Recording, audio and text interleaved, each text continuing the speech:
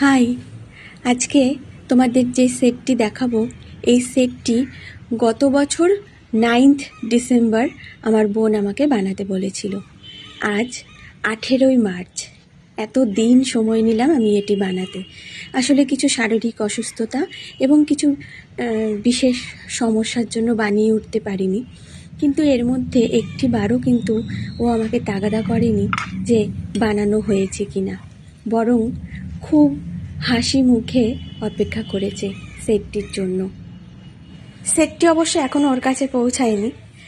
যাই হোক, সেটটিতে রয়েছে একটি বীণা, দুটি কাঠগোলা আর একটি বই, যে বইটি কাগজের এবং সম্পূর্ণ হাতে তৈরি করা, আর তার মাঝে রয়েছে একটি পদ্মের কুঁড়ি, আর তার সাথে কাঠগোলাপের দুটি ইয়ারিং। তোমাদের কেমন লাগলো জানিও।